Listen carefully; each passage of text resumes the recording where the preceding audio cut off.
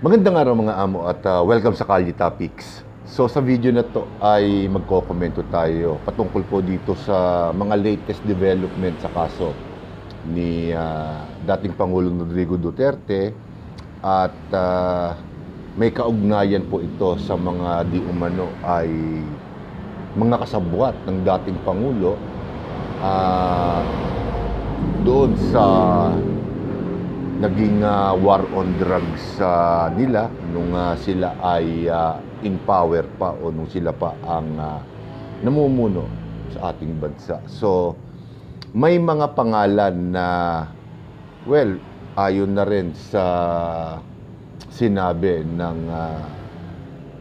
ilang mga sikat na komentarista ay mga potensyal o maaaring mai-issuehan na ng warrant of arrest. Actually, walo yata yung inisyuhan at ito po ay Senador Bato de la Rosa, dating PNP chief, si Emilio Carcolan, dating PNP chief, Senador Bongo, Isidro La Peña, dating PIDEA chief, si Vicente Danao na naging acting PNP chief din, at syempre si General Oscar Albayalde na dating PNP chief din, si Dante Geran, dating NBI director sa panahon ni Pangulong Rodrigo Duterte, at syempre si dating Justice Secretary Vitaliano Aguirre. So, mapapansin po natin na yung mga nabanggit na individual ay mga dating opisyal ng gobyerno ni dating Pangulong Rodrigo Duterte at di umano ayon sa ICC ay merong malaking kinalaman dito sa kaso ni dating Pangulong Rodrigo Duterte o mga accomplice. So, kung mapapansin natin, halos lahat ito o lahat itong walo na to ay dating katulad ng sinabi ko kanina, dating mga matataas na opisyal ng gobyerno at well, hindi pa malinaw sa ating lahat kung ano ba talaga ang naging involvement ng mga tao na to. Pero syempre, pagdating kay Senador Bongo at Senador Bato de la Rosa, alam naman natin na malapit na kaalyado ni dating Pangulong Rodrigo Duterte yan. So, maaari siguro sa unang tingin, masasabi ng ilan o na nakararami na meron silang direktang kinalaman dito sa mga extrajudicial killings na naganap ng panahon ni dating Pangulong Rodrigo Duterte. So, binabatikos din ang ICC dahil siyempre parang ang lumalabas nito ay nakikialam na sila sa soberanya ng ating bansa at well, ang isa pang nasagasaan dito, kung maaalala ninyo, meron na akong video patungkol dyan, ay ang ating justice system, ang ating judicial system ay isa rin sa tingin ko ay tinamaan nung balita na to dahil syempre lumalabas nito na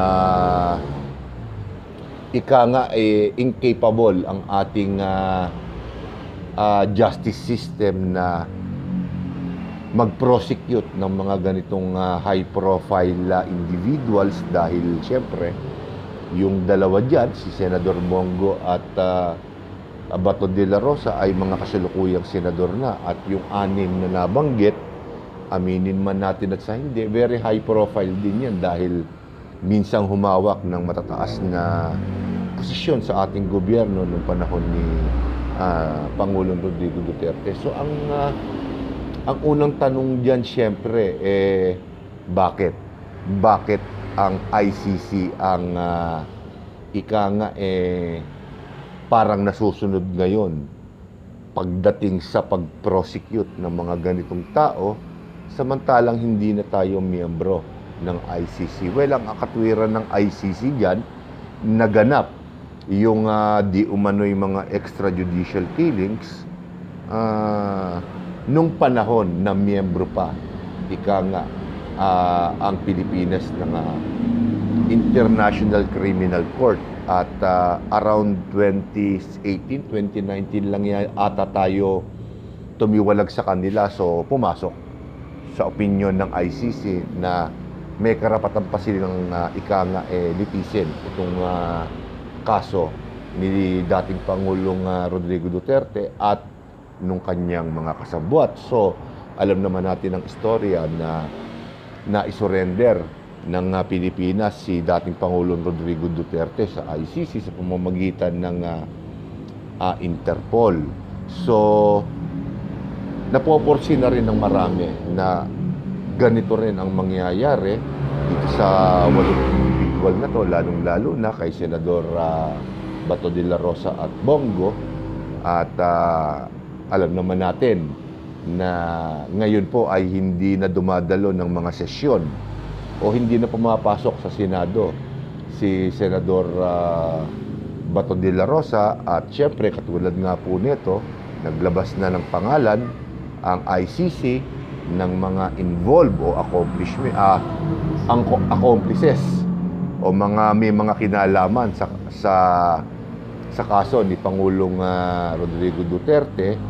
Nakalalamang din na baka magtago din si Senador Bongo. Pero malalaman natin yan bukas, Lunes, kung papasok sa Senado si Senador Bongo. Pero syempre ang kutob ko dyan, baka hindi muna magpakita si Senador Bongo at humanap ng legal na remedyo para sa kanyang problema. Ganun na rin siguro kay Senador Bato de la Rosa. Pero ayon kay Senate President Tito Soto ay pag-aaralan nila o pagmimitingan pa nila itong mga pangyayari na to. Kasi siyempre parang hindi pa rin malinaw Parang naglabas pa lang ng pangalan ng ICC pero wala pang nababanggit na may warrant of arrest na dahil hindi pa naman kumikilos ang ating mga otoridad para sila ay arestuhin o yun, parang arestuhin. So parang hindi pa sila kumikilos dahil parang ang lalabas nito, sa akin lang ito, ang magre-request kung sakasakali man na may warrant of arrest na itong 8 individual na to, ay ang Interpol ang hihingi ng direktang tulong sa ating law enforcement dito sa ating bansa.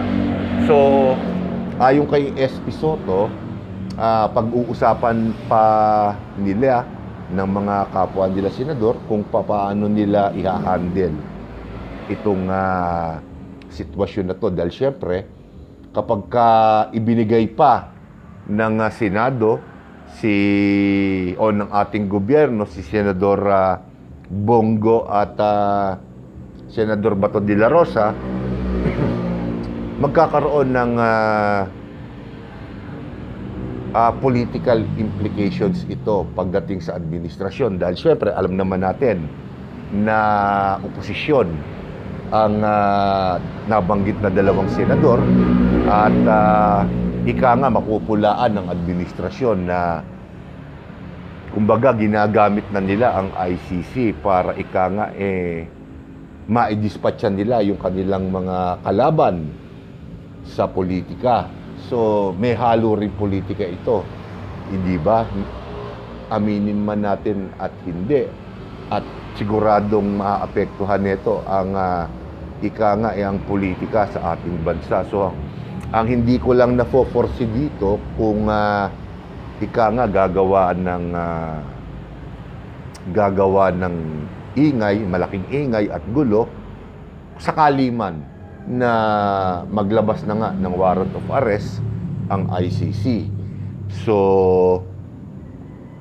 nasisiguro ko sa mga oras na to, pinag-aaralan ng administrasyon ng ating gobyerno, maging ng Senado, ang mga magiging implikasyon nito. Sakali man at alin sa dalawang senaryo ang mangyari, either hindi nila ibigay itong 8 individual na to at dito litisin o ibibigay nila. So pinag-aaralan na nila ngayon siyempre dahil kailangan din nilang bantayan yung kanilang interest dito at yun ang kanilang political interest. Hindi ba? Lahat yan, politika yan dahil itong 8 individual na to, itong 8 high-profile individuals na to ay very much integrated sa ating politika. So, antimano, nabahira na kaagad ng politika ito. So, makakabuti ba to?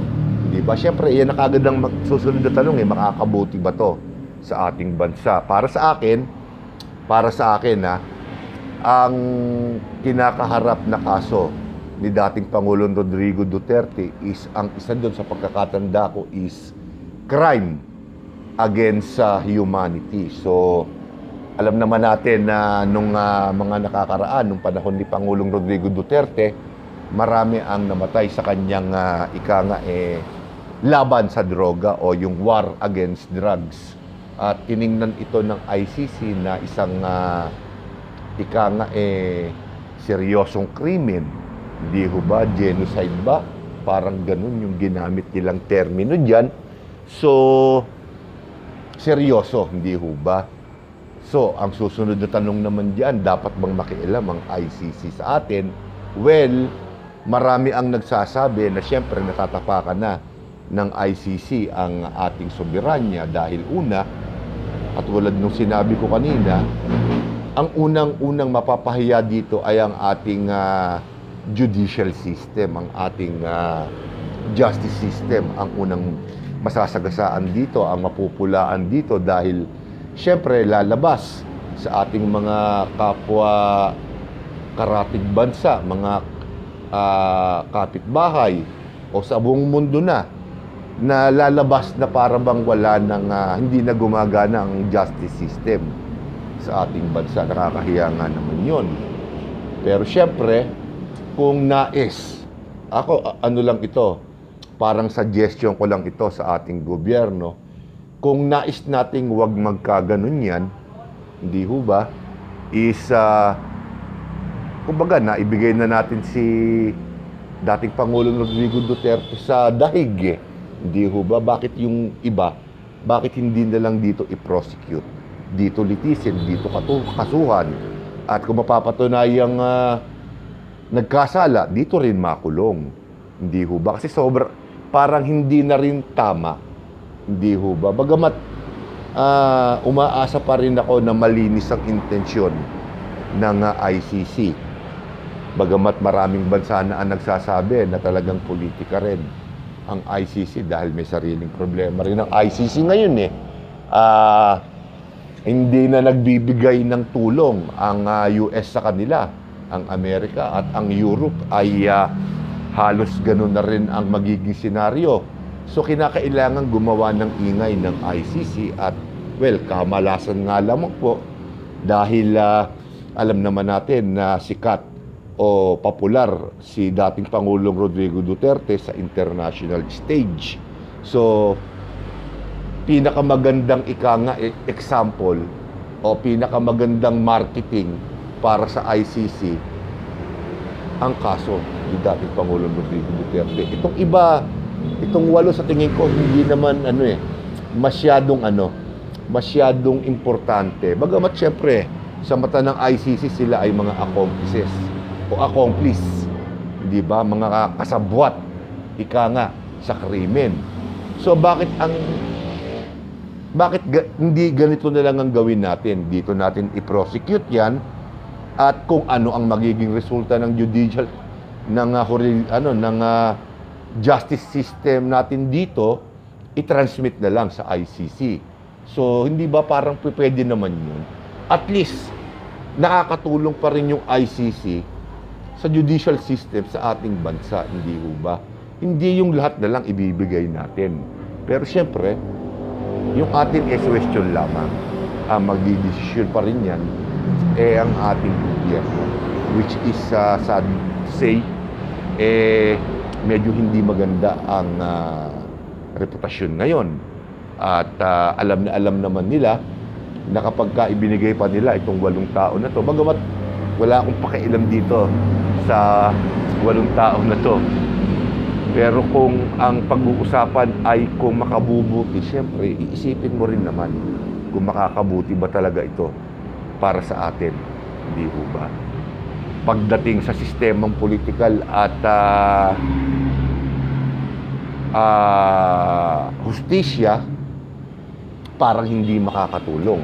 Bagamat siyempre, sasabihin ng mga kritiko ng administrasyon na ito makakatulong lamang sa administrasyon dahil alam naman natin na kapag naipadala na, di ba? Pag naipadala na o pinagbigyan ng ating gobyerno na ma-extradite itong 8 na to sa dahig,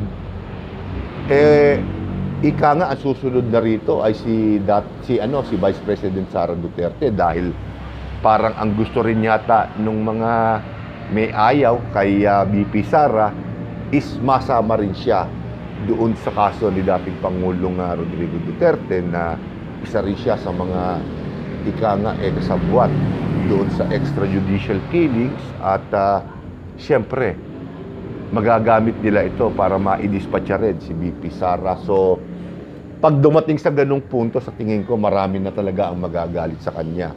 At alam naman nating lahat na hindi mananalo si dating Pangulong, dating Pangulo, si Pangulong Bongbong Marcos kung hindi siya tinulungan ni VP Sara. So, masasabi ko na kung nagkabaliktad ang sitwasyon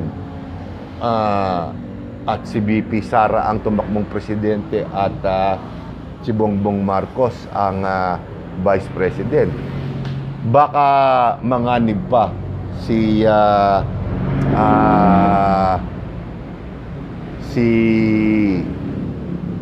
Pangulong Bongbong Marcos. Kung siya ang Vice President, baka hindi pa siya nanalo. Pero nakatitiyak ako na malaki ang tsansang manalo noon ni VP Sara o ni Sara Duterte bilang presidente. Pero alam naman natin na nangyari. Nagbigay daan si VP Sara para kay Pangulong Bongbong Marcos at alam nyo na ang sumunod doon. So, in a way, siguro baka isipin ng administrasyon na malaking bagay ito, malaki ang maitutulong nito para sa kanila dahil alam naman natin na lugmok sa korupsyon ang administrasyon ngayon at hirap na hirap sila na mag-isip ng paraan kung paano nila maisasalba ang kanilang mga sarili mula dito sa kontrobersya na to. At siguro baka isipin nila na itong itong mga pangyayari na to sa kaso na to ni dating Pangulong Rodrigo Duterte and cohorts, itong mga kasabwat, kahit papaano siguro sa isip nila, makakatulong, para malihis ang atensyon ng tao mula sa kanila papunta dito. Pero in reality, sa tingin ko, makakasama lalo.